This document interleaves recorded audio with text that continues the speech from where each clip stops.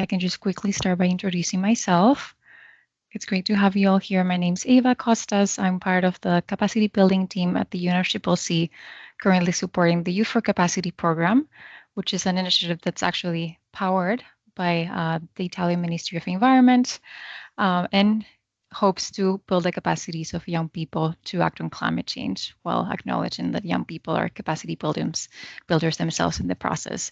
So we do run a series that's called the Becoming series under the Youth4Capacity program because young people can become various different things under the realm of climate action. And today we're exploring game changers.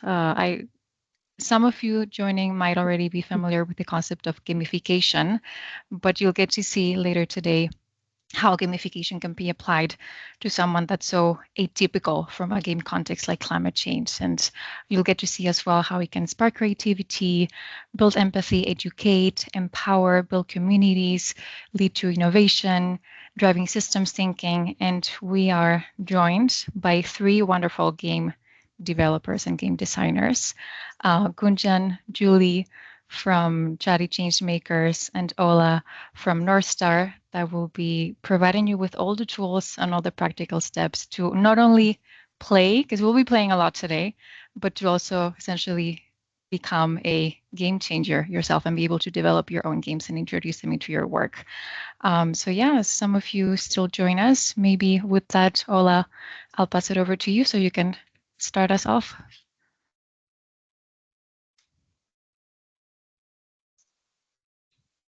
Yes, thank you so much, Eva, and it's lovely to be here, and I hope everyone is ready for a fun interactive game because we have so much in line for you guys. So let me first start by introducing myself. So I'm Aula El-Houfi. I'm an architect by origin with a design background. I'm also the founder of Plastico, which is a sustainable startup solution that tackles plastic waste into sustainable building materials. I'm also the founder of NorthStar, as Eva was saying, and this is what I love to do the most, and it's making games with purpose. So and innovation manager at Decarbon, which is a consultancy firm based on ESG reporting and sustainability reports. So it's lovely to have you all here with us. As I said, I hope you guys are ready for having a great time. So today we're going to be talking about becoming game changers, designing for impact through play. So I bet all of you guys, when you hear the word play, this is what comes to your mind. Kids in kindergarten or kids running around in recess, mainly children, or this is what is associated with play. But this is actually not the truth. So play is not just for kids. It's for all of us. And it's actually have been shown that it's how all humans learn best. Studies have actually shown that play is not only fun, but you remember up to 90% more when you learn through experience and interaction. And this is the essence of play. Play isn't only fun, but it has been proven to regulate the nervous system and make you not only emotional, but also have a biological effect on you guys. And it actually activates the brain's neuroplasticity, which is simply words for ability to reshape itself. So it's not only fun, but also powerful. Is there someone opening their mic? Okay.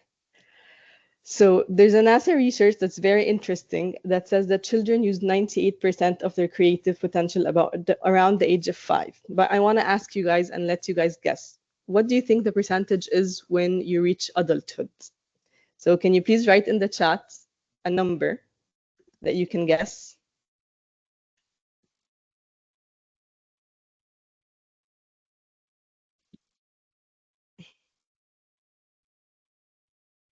%30. That's very optimistic. 40%, less than 20%, very optimistic, you guys. More, I need more.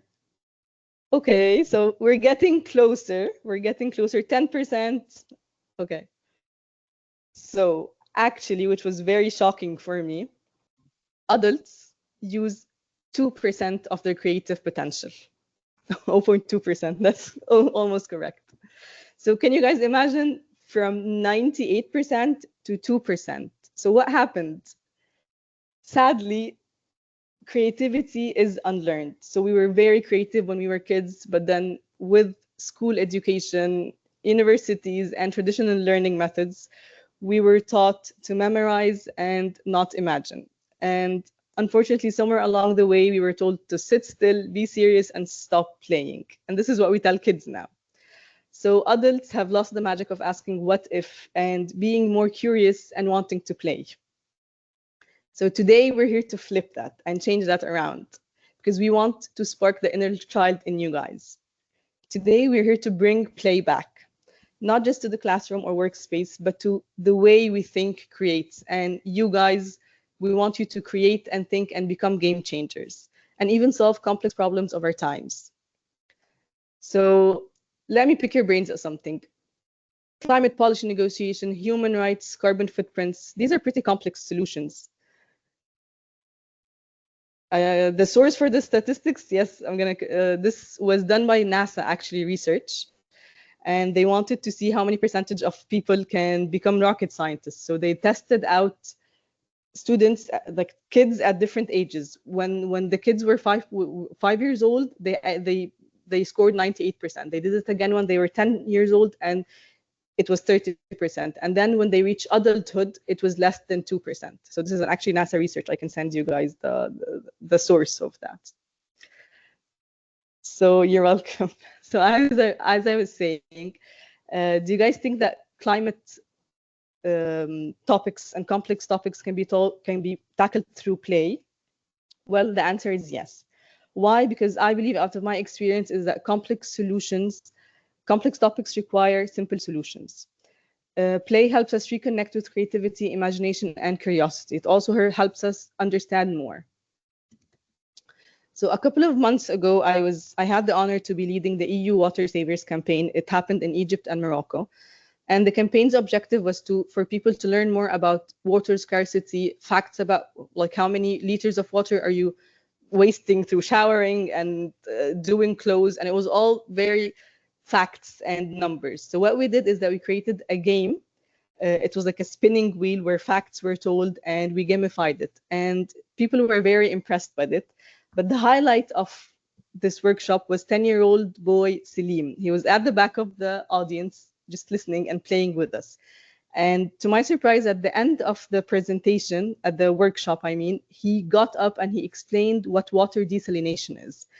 And it was very impressive because he did not ChatGPT it, he did not study it at school, but he actually understood it and presented to us because he played through it. And this, for me, is the power of play. We also kept the energy going by not telling them boring facts about flooding and evaporation, but by them actually having to act it out. Like we had a water-themed charades, and they had to act out what the tsunami looked like, and the other participant had to guess the terminologies.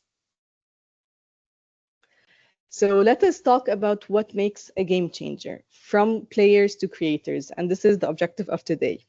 So we've all played games, followed the rules, and tried to win and become a bit competitive. But what if you were the one designing the world, creating the challenge? That shift from just playing games to making games is what a change maker is all about.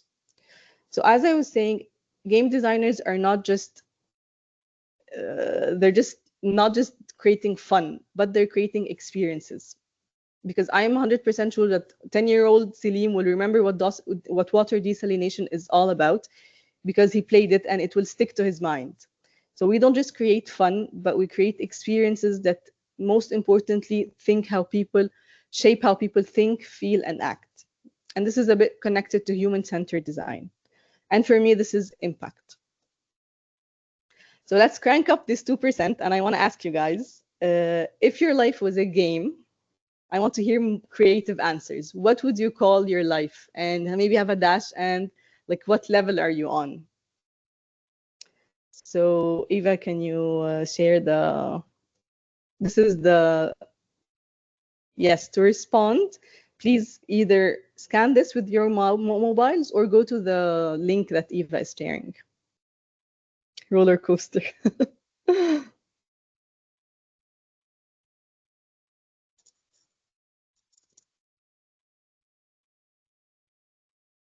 My life will be the jacuzzi puzzle. That's.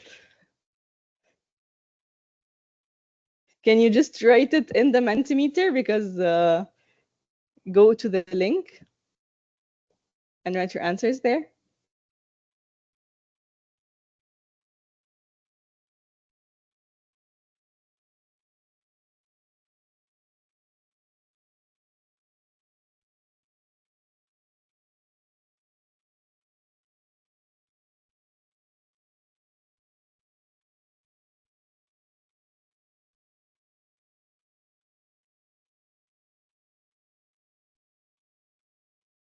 Marathon. Checkpoint games. I love that. Nature Monopoly.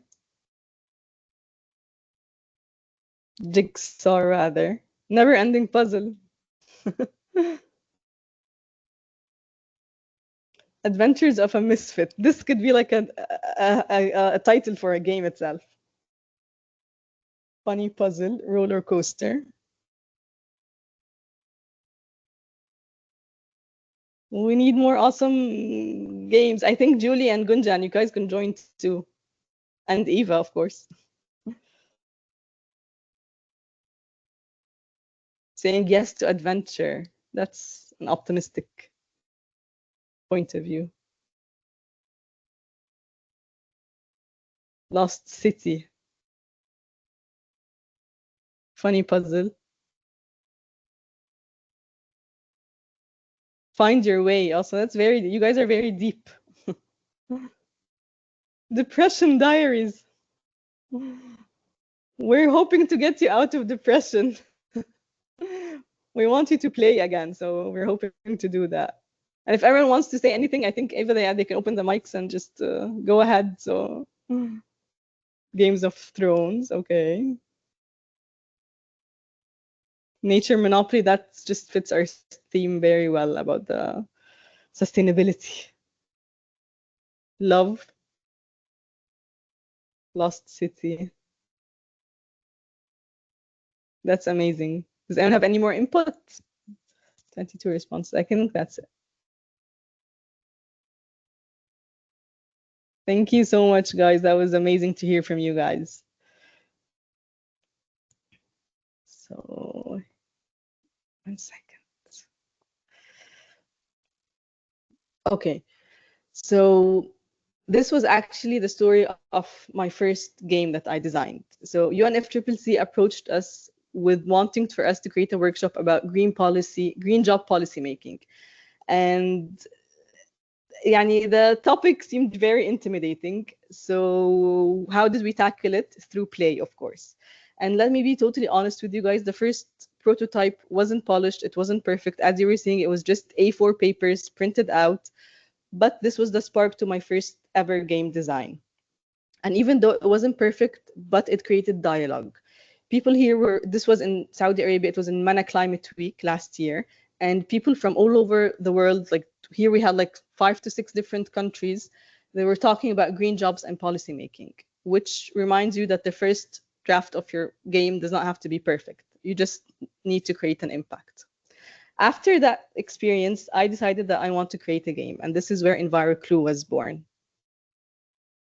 So EnviroClue is simply about green jobs. So I wanted to spread awareness about green jobs because I thought this topic wasn't tackled a lot. So how do you play the game? It's very simple. You need to, as much as you can, guess as many green jobs as you can, and you have points of card, like many points, and you can't lose the points because every time you ask for a clue card, 5 points are deducted. So this creates an adventure and strategy that, am I going to guess the green job, or am I going to ask for another clue? And if you ask for another clue, your points get deducted. So it's a very, very fun game that we experienced, and it had an impact. So I'm happy to say that EnviroClue was engaged with over 100 students across the MENA region about the importance of green jobs. And this was one of our main objectives because students are people that are just building their careers and they don't even know where to go. And what makes my day is that when a university student at the end of the workshops came to us and be like, I didn't even know that a coral reef specialist existed, or I didn't even know what a solar panel engineer did. And through our game and through this play, he understood what it is. And he maybe career pathed his way to studying masters in the following topic. Also, playing this game a couple of times, we created two versions, a version for universities and a version for professionals. Here on the left, we had it in a Water, Energy, Technology, and Environment exhibition in Dubai, in UAE, called WETIX. And having people play games is a bit intimidating, but also created a dialogue. So between professionals, and they are really sustainability professionals, that they couldn't find out what the green job is from the clue, which meant we had a couple of difficulties. We had easy clues and difficult clues. So I wanted to talk to you guys about the human-centered game design step. What was I thinking when I was doing the game? So first of all, if you guys have been like spotting a real gap or a problem that you've been solving, for me, it was a personal pain because I was a student once and I was very interested in sustainability, but I didn't know where to go. I was in architecture, but I wanted to do more with sustainability. So I said I wanted something gamified so that people can know what are the opportunities in the sustainability field, not after graduation, but when I was actually studying in university. And then we ideated, and here you're going to have bad ideas, you're going to have wild ideas, just you need to let it all out and embrace it, and no limits. And this is the human-centered approach, is that you're going to think, walk in the player's shoes and see how they're going to feel, learn, and experience. And then prototype. As I said, my first prototype wasn't the best. It was no scoring, it was an A4, no cards, but it created an impact. And then we played around with around the office, and we tested a lot of times, and then you observe, and then you create and refine, and then launch the game. Before I give the panel to Julie and Gunjan, I wanted to say about two more experiences. Here we had a board game that was actually made on school, and we used upcycled plastic caps as dice instead of normal dice. And each time they had a question about climate change that they didn't know, they had to do a dare. So we had them doing push-ups, running laps around the school. So it was very fun. Something else also that created through play, which is art. This was one of the most enjoyable days where we created and we actually played around turning plastic into jewelry. And this couldn't have been out or formulated unless I was playing around at home, almost burning down the house, melting plastic, and just trying things out. So what I wanted to tell you guys is, do not be scared, do not be limited by your thoughts. Test something and believe in the power of play. And this is one of my favorite quotes, that play is the highest form of research. So now I'll give the floor to Gunjan and Julie for them to explain more about the amazing Chatty Changemakers. And then we're going to create a game. So Julie and Gunjan, you have the floor. Thank you so much, Ola. That was so informative, and I think we definitely all learned something here. Um, just I can also start to share my screen as well. Yeah, perfect. So, hello everyone. My name is Gunjan, and I'm the co-creator of a card game that me and Julie made, which is called Chatty Changemakers. And we're really excited to be here with all of you today, alongside Julie. And together we've created this game, which is very much rooted in storytelling, humor, and systems thinking. And both of us, Julie and I, are climate communicators, enthusiasts, culture practitioners, breaking down a lot of myths around, climate storytelling and how that looks like in the real world as of today. But for this game in particular, we started to think about, how communities get together and bond around a simple question, a simple prompt. What if climate conversations didn't feel so overwhelming?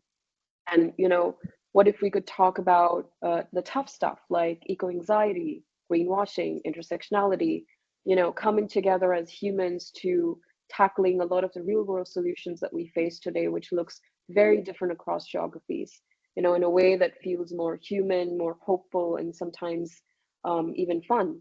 So we turn to, one of the oldest tools that we know, which is play. And how do we look towards specifically, building this game was also to spark deep reflection, new ideas, and a lot of collective action through conversation and community. And I'd love for Julie to also dive a bit more into the design thinking of the game and how it all came about. Yes, so when we created this game, we really leaned heavily on game design thinking and human-centered design principles, as Ola explained previously. So design thinking is a creative problem-solving process that puts people at the center. So it's all about create designing with people and not just for them. So instead of assuming you know the answers, you stay curious, you listen, you learn, and then you build solutions that actually meet people's needs. And so here are the 5 steps of design thinking. You have first empathize. So you put yourself in the shoes of the people you're designing for. You listen, you observe, you ask, what are they feeling? What are they struggling with? What excites them? And for us, it also meant talking to young people about how overwhelming climate conversations felt and also where they crave that connection and hope. And then you have this define. So you get the clear idea of the core problem you're solving. And so, not just, climate change is bad, but also people feel overwhelmed and disconnected when talking about climate. So that's a better defined problem, and that will give you a clear target for your creativity. Then there is ideate. So this is where the brainstorm comes in. So this is where you throw out lots of ideas without judgment, big, weird, fun ideas. And that's also when we realized, well, actually, a card game could make space for the tough conversations in a playful and human way. And then there's prototype. This is the time you make something quick and scrappy, not a perfect final product, as Ola explained very well before. And then you test it out. You get it into real people's hands. You watch, you listen. You have to ask yourself, do they engage? Where do they light up? Where do they get confused or stuck? And this process is a loop, right? You have to test and test again. So, um, going a little bit back into, why did we want to create another game or another way or another means of communication is we wanted to understand, of course, how does, conversation play an important role in our everyday life. We talk to people every day. We converse with, our peers, our colleagues, our friends, our family members. And a lot of the conversations, especially in the climate space, are very much stuck in silos. There is a huge gap and a huge discourse when it comes to, circulating within, not just emerging communities, but expert communities in terms of climate communications and building your own community in the space. But because, as I mentioned before, Julie and I are, climate communicators, and we kind of wanted to delve deep into understanding how audiences and how communities play a great role here. And especially when we talk about communities, we know that when you are a newbie in the climate space, you often tend to feel alienated, you feel overwhelmed, you're disinterested. There is a huge lack of resources, you probably are not given the right tools or the right mediums to be able to bring these discussions. Maybe you don't have the access to even enter these spaces. There is a huge lack of inclusivity. Many communities, they are not able to even see the value into see their own approach or even the kind of heritage that is reflected in the mainstream environmental campaigns, that's not there, and they, they don't have a seat at the table, which is also why, there's a disconnect between awareness and action. We know that a lot of, especially when it comes to corporates and a lot of companies today, um, it's a lot of talk and very less action. They will talk a lot about inclusivity. They will talk a lot about that we need to have more people in the space, especially from South Asia, especially from, the Pacific regions, the islands. But where is it all coming in? Why don't we see that resource coming in? There's very low emotional engagement in the climate space. Climate as a whole, as a topic, as a theme, can be very anxiety inducing, can be emotionally exhausting, especially if you've been in the space for a long time. So you know that there is a lack of joy, a lack of play, a lack of creativity in how we engage people as well. So a lot of the problems that we wanted to cater to and we wanted to tackle was that we can have these communities and organizations come together to be able to share their voice, share their story, and be able to engage meaningfully, within the networks that we are providing, but also their own networks that they're building, so that the struggles and the hassles that they are facing currently can be, lessened in any way. Um, and we will dive into a little bit more into the design process of this as well. Yeah, so we we followed the design process that I explained previously. So first, our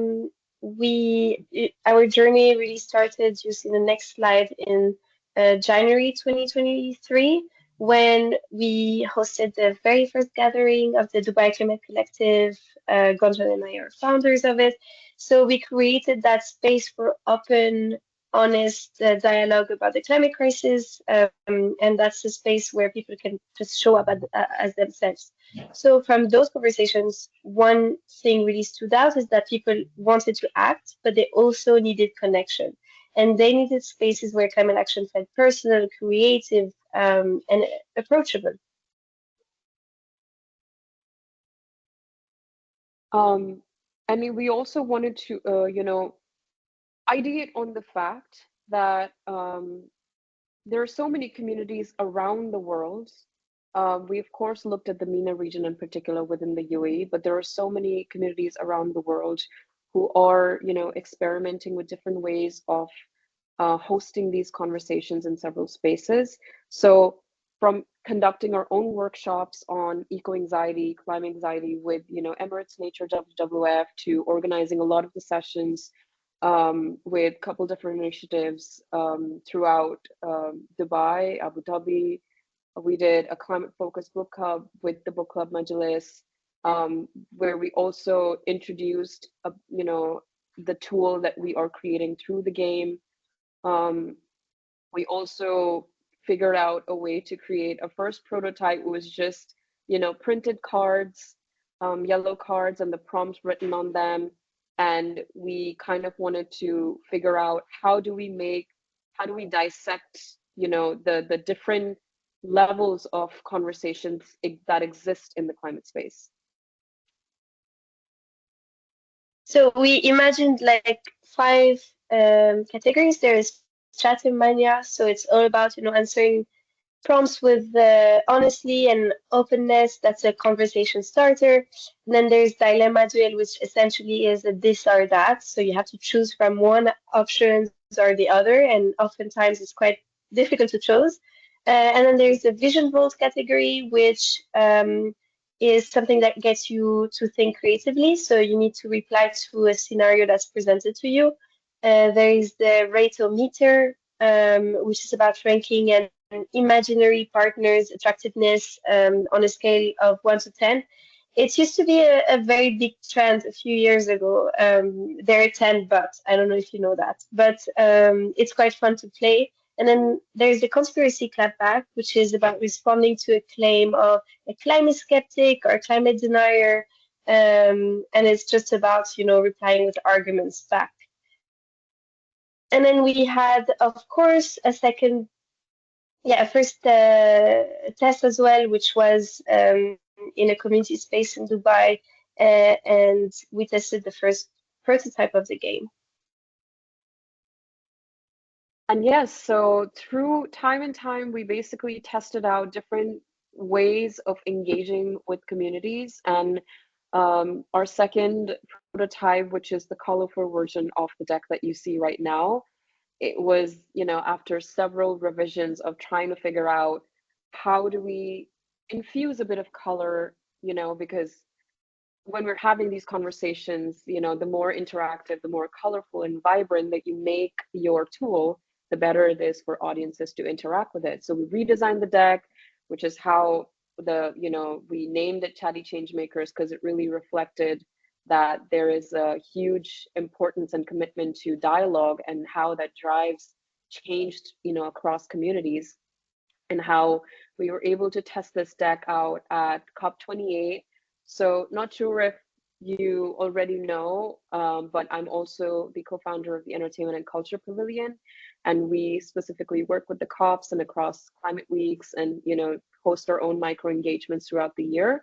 So our first pavilion was at COP28 in Dubai. So easy enough. It was very easy for me to be in the city and actually have my first COP experience, and also bring Chatty Changemakers to the COP space in the Blue Zone, which is where we participated with so many amazing climate influencers, content creators, industry professionals, stakeholders. We had, Isaiah and Kevin. They've got a huge, massive impact on the climate movement, who they played the game with us, and we collaborated with Force of Nature, which is a UK-based NGO, where we had activations at the Just Transition Pavilion. So there were a lot of ways where we were able to also gather insight into how can we improve upon the game as well. So one thing we really realized early on is that you can't just design something once and call it done. If you want your game or any tool for social change to actually work, you have to keep testing. And so you have to test in different places with different people and in different contexts. So we took Chatty Changemakers into a bunch of different spaces after that. We had a card game session and workshop at, in partnership with We Are Tomorrow in Dubai in December. We had another sessions at the Sustainable Cities Action Forum at Expo City Dubai in March. We took it also to Bangkok with the Entertainment and Culture Pavilion. So this allowed us to test even more. Yes, and since then, we've just been trying to also understand what kind of organizations and communities, would be able to engage with the game. And maybe, so the thing is, because we're also trying to understand that there are a lot of cultural barriers, when it comes to recognizing your own climate journey, because right now, what we're also facing as, what we also faced creating this card game was, of course, there's a huge language barrier. If the game has to translate across geographies, not everyone will be able to play it in English. We kind of want to also have cultural sensibility into the game, because let's say the community story or the climate story of the Western Hemisphere will be very different from the Eastern or South Asian, like Southeastern Hemisphere. So how will that translate across geographies? So we're also still trying to work with the communities, work with organizations to be able to acknowledge that and maybe integrate it into the game in the near future. And part of that solution, of course, is we want to amplify authentic climate stories. We kind of want to champion inclusivity. We want to create an open dialogue and, lessen these divides that we currently have in the climate space. We wanted to be able to challenge a lot of the stereotypes and misconceptions that exist in this day, that there are different viewpoints when it comes to navigating polarization. We want to build, better relationships. We want to be able to spread the climate education and literacy beyond networks that we have been a part of or we have created, but also through one-on-one group discussions, we kind of also break echo chambers and create a very warm space for learning together. And how do we do that? Because over time, we've seen that community building is a very important tool. And the more that people come together, regardless of the barriers that they, struggle with, the more normal it becomes, and it also increases participation within climate organizations when they see this, collectiveness together. And of course, gamifying is like one of our biggest goals, is that we want to be able to use the power of gamification to make climate action engaging and accessible. A lot of the times, you look at the science, you look at the data, you look at the technological, the policy aspect of it, but does it translate across the massive audiences that are wanting to take action? No, it doesn't. So we use creative tools and creative ways to be able to, amplify that. How can we translate climate action into real change? Gamification is one of those big tools. Okay, so very quickly, because we want to get to the fun part of this workshop, which is creating your own games. Um, we just wanted to, spend a few seconds on that, because an element that's really underestimated in the context of climate communications is humor and it's play, right? They're essential tools for engagement and resilience. I've put a lot of different reasons why, but humor captures attention, and we're in a very saturated information landscape, so that's super powerful. It lowers psychological defenses. It makes audiences more receptive to very complex or challenging ideas. It establishes common ground, so it bridges divides across different social, cultural, and emotional experiences. And most importantly, humor and play make difficult topics such as, the climate crisis feel more approachable.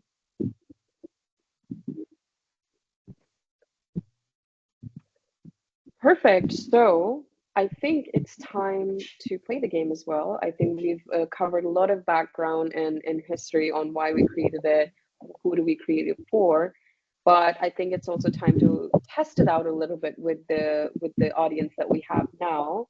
So what we're gonna do is we're gonna have a couple of our card prompts. Also, just so that I flag, somebody's mic is on. If you could please turn it off, that would be great. I can hear the background noise.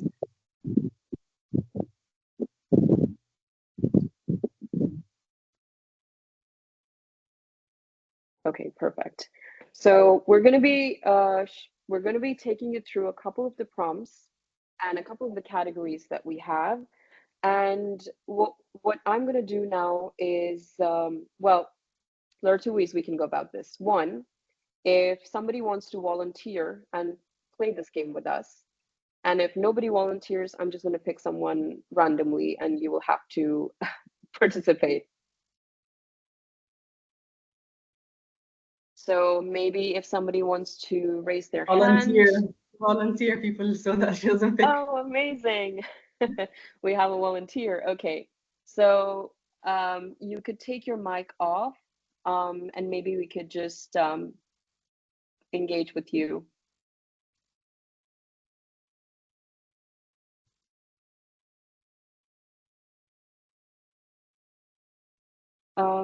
Is there a way to take your mic off, Devanjana?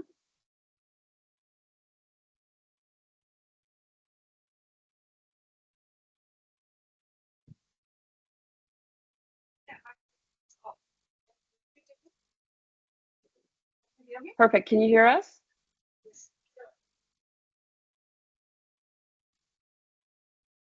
Like if my mouth, I can mute it.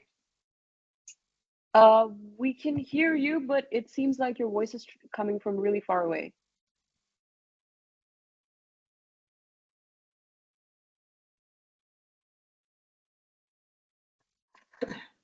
Okay.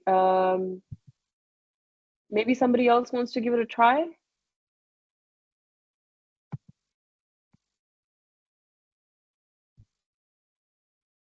Perfect. Ahmad,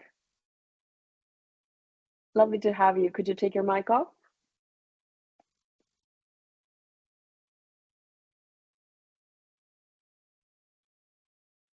We cannot hear you. Okay. Okay. All right. Does Perfect. that So work? we have a volunteer. Yes. Amazing. Well, thank you so much for volunteering. So just very quickly, I know that Julie already described a little bit about the categories of the game that we have. And this card that you see right here is one of our categories from Chatty Changemakers, which is called Chattermania, okay? So this card is going to ask you a question. It will have a prompt, and you will have to think quickly and answer. Are you ready?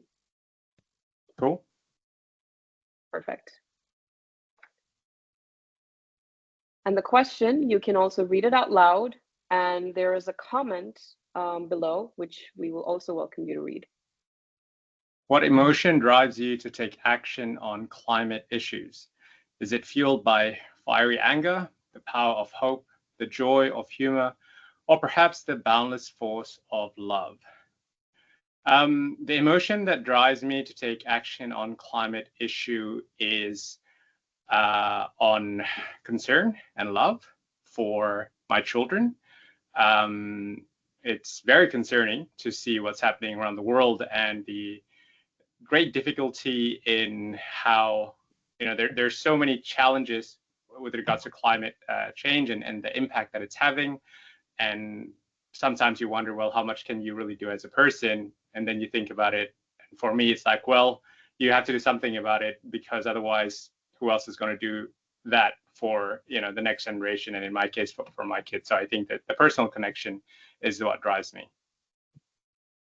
Thank That's amazing. you. Oh, thank you for See sharing how that. can already sparking conversations. Thank you for sharing. I think it's great. That's actually called the ancestor frame. Is thinking about being a good ancestors for your children, the children of your children. Thank you so much for volunteering. Should we choose someone else to do this card? Yes, absolutely. Let's choose someone else to do this card, which is very fun, actually. So let's have another volunteer. Is it better now? Yes, Yes. it is better, Dipanjana. Amazing. So the question for you is this. Picture yourself as the ultimate party planner. What's your theme, and what wild outfits are you putting on your guests? Oh, uh, this is really funny. Um let it be, since we all are in the climate space, let it be finding a climate solution. And I'd- as far the outfits are concerned, it has to be something of recycle. It can be a recycled tire, it can be a recycled plastic bag, but it has to be something from the refurbished or recycled part. That should be very clearly visible, as well as Yeah, it should be fashionable. I that's love so that. true. That should be the theme It should of be our fun next party. also. Like dress up as the climate solution. Just you can choose whatever climate solution you want. You just come dress up as one. That's really cool. Love that. That's really beautiful. I can imagine, I can imagine, somebody wearing a fishing net and coming to this party. Yeah, that is going to be great. And it will Amazing. also depend what kind of fish you are aiming at. The Yes, big fish very or the true. small ones? Yeah. Absolutely. Absolutely. Very true. Thank you so much, Dipanjana. Okay, we're going to do one last card, and let's do a dilemma duel, because this is also makes you ponder a little bit. So let's have another volunteer do this last card, and then we head on to the workshop. So who is going to be our third volunteer?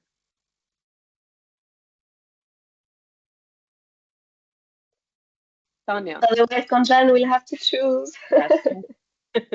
Well, there's Tanya. She raised her hand. Mhm. Tanya, okay. Perfect. Do you want to take your mic off and play? Sorry, can you hear me? Yes, we can hear you. Amazing. Thank you so much for participating. The question for you is this. So this is a dilemma duel. This is a classic this or that. And we would love for you to, answer this. What is your pick or choice? Before answering, did you mention about plastic? Sorry? But did you mention anything about plastic? Sorry, I was struggling with my data like connection. Right now only I got connected. So you wanted to know the answer I would say to this one, right? Yes, so this is a dilemma duel, which means it's a this or that. That means you have to pick one option out of the two choices that you see in front of you. Okay. I really have to choose one, right? I can't Yes, you explain the cannot both choose as well. both. That is also the comment that you see. Remember, you're not allowed to answer Yeah. both. So either you All pick right. individual action or corporate responsibility. Okay. Then, of course, I would go with the individual action.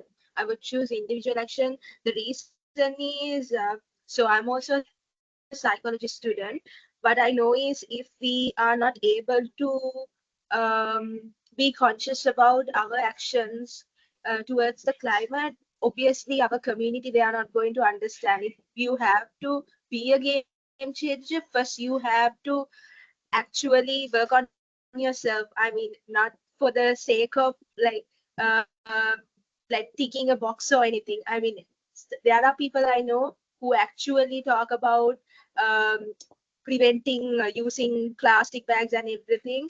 And but when it's come to their personal life, they actually use them. They encourage those things.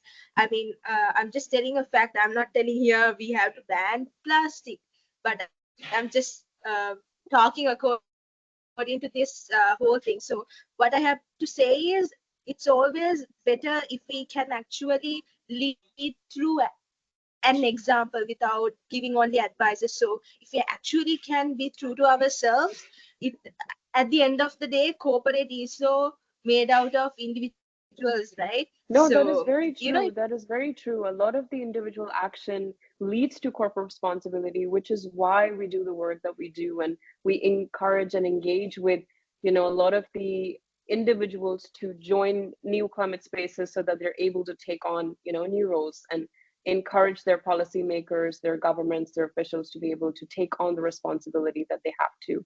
But thank you so much, Tanya. That was really yeah, thank you. enlightening. Perfect. So let's head over to our fun segment, which is going to be the workshop where we will be um, encouraging all of you to create something meaningful. Julie, want to take it away? Yes. So we're gonna send you a link to a template. You're gonna go to breakout rooms, and you're gonna have a template to walk you through the process so that it's easier. We need one person from the group to open the link on a shared screen so that everyone can see it and you can just chat and brainstorm directly on the templates, right? Um, if I can send it to you now, actually. Yeah, let's share Um, the link on the chat. Or so you can open it after, and then we'll send it to you in the breakout rooms as well. So you'll first pick a topic, you'll underline a topic of your choice. Then you can brainstorm and think about a problem that you're trying to solve and define the problem. That's all about defining the problem more clearly. Then you can ideate, and that's the fun part, right? You're going to have a few minutes to brainstorm ideas. It doesn't have to be perfect. You can use the pen tool or you can use the text tool on Canva and put just your ideas. We want to see when you come up to explain your idea, we want to see all your ideas. And then, only then, you'll be able to define your game. Who are the players? What's the format? What's the goal? And at the end, what does your game look like? You have like a few ideas, a few visuals here, but you can use photos, you can use illustrations, you can use the pen tool again to visualize your ideas, and it doesn't have to be perfect, but it will give us an idea of what this would look like in the end.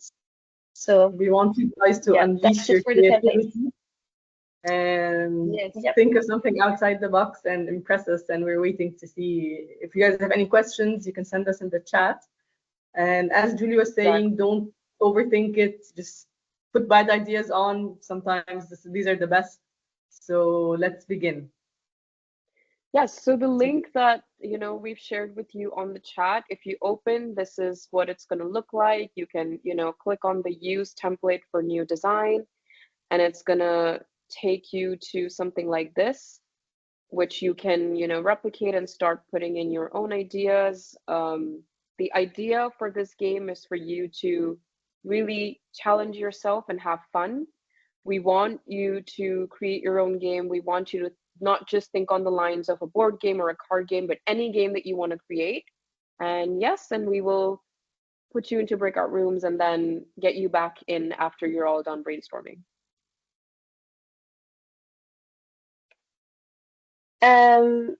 That's a spontaneous idea, but can we make it maybe 20 minutes instead of 25? Yeah. Or try to be as quick as possible so we can have the time to share with the group at the end. Exactly. No, I think that would be really beneficial, yes. Okay, I'm opening the rooms. See you all in 20 minutes. Doing great progress on the games. Hey, Gunjan. We are trying to figure it. I think we were sort of scoping it down in terms of initially choosing climate change, and then looking at drivers around climate change, and then trying to focus down on a very specific local issue instead, which is about responsible consumption habits of people throwing trash in the drainage, I think, when it rains. So that's how far we got to. That's amazing, though. So this group started 10 minutes late, so but it's all good. we had good brainstorming sessions. Okay, so if another team can share their screen and present. Yeah, maybe I was in the group with Raymond. Maybe you can go ahead. Sorry, say again. No, the other group that Raymond was, I was in the chat with them. They were developing something. Hello, can you see my screen? Yes. Raymond, yes. Okay, yes. I was with Tanya, and then we came up with we realized one of the common problems we share is plastic pollution. By the way, I'm from Uganda, and this is one of the main problems we face. And Tanya also faces a similar problem.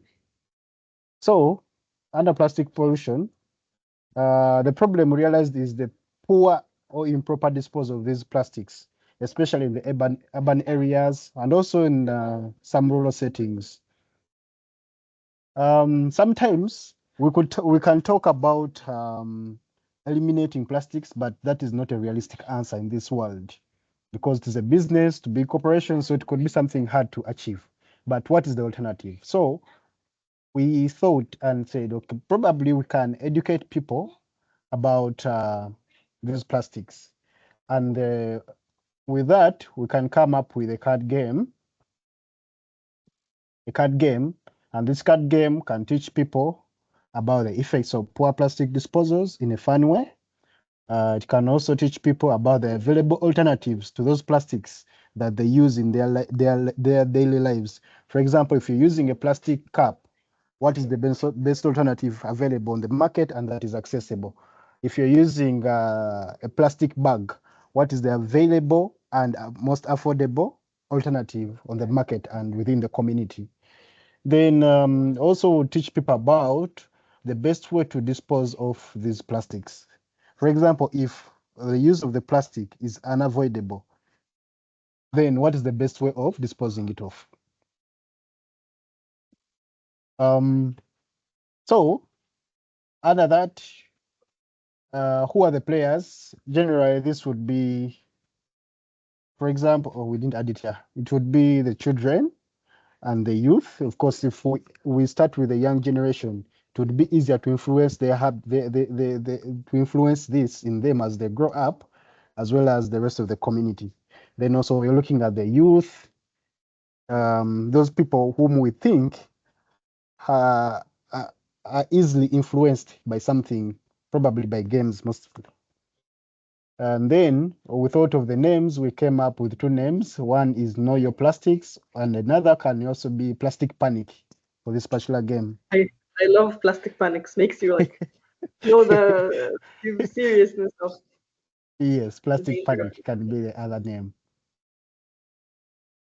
Yeah, so, okay.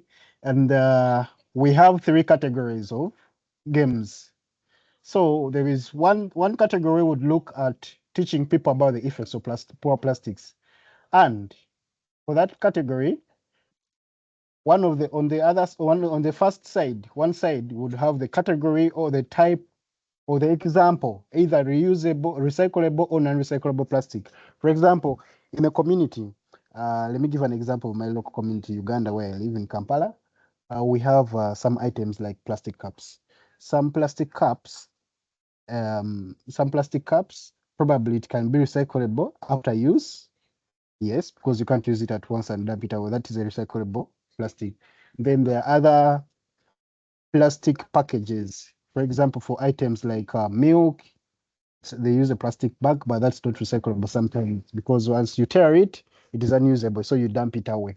So that would be one of the examples that would be on those cards. That is on the first side of the card. Then on the other side of the card would have the effects of that particular item we've put on the other side, the effect on the wildlife, either on water, either on soil or health, depending on where it is used mostly. For example, if it is a plastic bag, the effect it has on soil, because when it is dumped and it is taken away by water and it is dumped somewhere on the ground, it will have some effects on that soil. So in the long run, would have that soil that soil would no longer be usable, and that would be one of the effects we put on the other side, depending on the category, the type, or the example of the plastic on the other one side. Then the second category would be about the available alternatives to use in daily life. So for this category, a card would have the category, the type, or the example of the plastic that we named the other side. Then what is the most available alternative instead of that item? Yes. So for example, if you're I buying an think, item. Raymond, do you mind? Oh, sorry to cut you off in the middle, but since we're a little bit, over time, do you mind showing us the final slide and then we can ask another group to also present if they'd like? Okay, let me just summarize in 1 minute. So, and then for the third category, we would have the best way to dispose of these plastics. So on the first side, we would have the facts, and then on the other side, we would have the actions. One fact would be this plastic is made out of this and this is the effect. And then the other side, what is the action, the best way of disposing it off? Probably you can talk of recycling or burning it. Then on the last slide, we tried to come up with a picture displaying how the cards can be played, and this is what we came up with. Thank you so much. Thank you so much, Raymond. That was so Thank you. intriguing. That was amazing. Thank you, Brilliant Raymond. brainstorming. Does anybody else want to go or share what their group has worked on?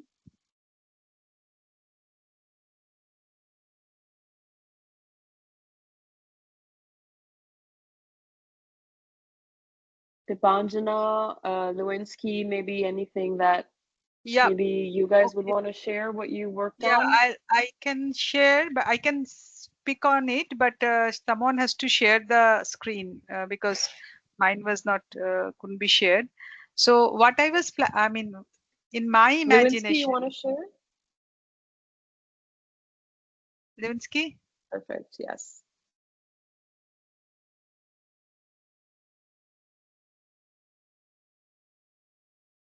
Uh, Amazing. Yeah, feel free to go ahead. Yep, thank you. So we chose food waste, and the way we imagine it, that it can be played on a lush green field with lots of kids and toddlers, or like a little adult group in video mode.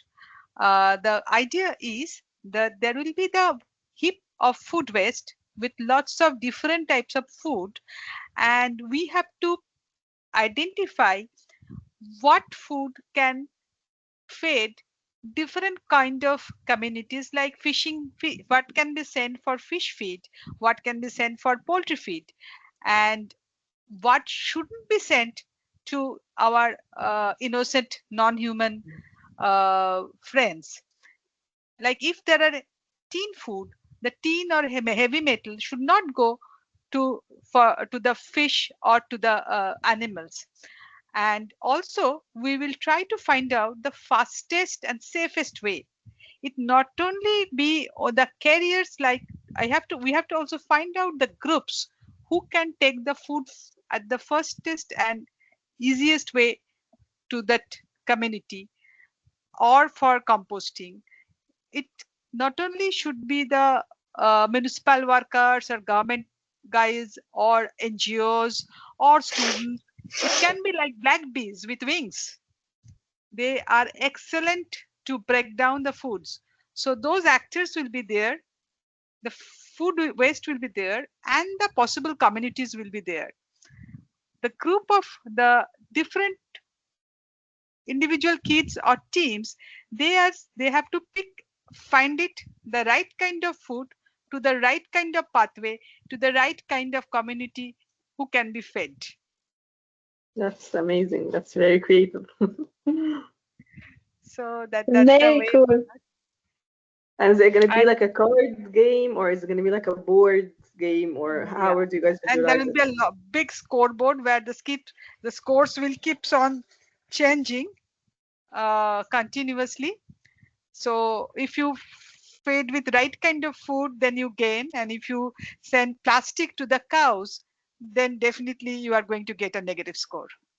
Wow. I That's can visualize amazing. it. That's amazing. That's brilliant. That's amazing. You guys did a terrific job. That's super. And Okay. thank you, Linsky, Love for it. such a nice way Thank you so coordinating much. with the slides. So it is our last slide, that it can be a board game or it can be a game on outside in the field, out in the field. Wow. So you guys are Amazing. already game designers now. So that's very impressive. That's brilliant. Thank you so much. Thank you so much. Thank I hope you. that you will be leaving this session feeling inspired and bubbling with ideas. Feel free, to take the templates with you and think about it more. Try and use always the design thinking process and start with the problem always before finding the Yeah. solutions, and We test your game with your friends, your peers, with different communities. yeah. That's also super important. No, we encourage you to work on the game a bit more, make it refined. If you want, you can even share it with us after you've had like a first draft version of the game ready. You can share it on social media, even tag us, tag the session, and let everyone know that this is kind of what you're working on, kind of work you're building. You can keep it a secret as well if you'd like. It's completely up to you. But this has been such a great session. Thank you so much, guys. Thank you everyone for being creative and fast. We know the timing was a bit short, but this was the point of it, that you guys want to brainstorm in a short amount of time. So feel free to contact and keep in touch. And we'd love to see a game formulated from any of you guys. Even I think we could have, like, if you guys want to open the cameras for us to have a group photo at the end, we would love to have that. We would love to see your beautiful faces. So open cameras, please. Yay. Hi, Raymond. So Eva, from side, you're gonna do it, right? You're gonna take the. Can you like do 1, 2, 3? cheese. 3, 2, 1.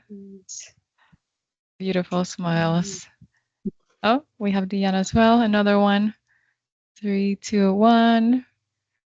There we go. Thank you all so much for joining. Julie, Gunjan, Ola, you three are beautiful, talented human beings. And again, thank you for gracing us with your talent and skills through the session, and for all of you that joined. Keep playing, keep creating, and we hope that you definitely have the skills and the talent to become the best game changers that you can be. So keep thriving and doing that. Thanks so much all. Stay in touch and take care.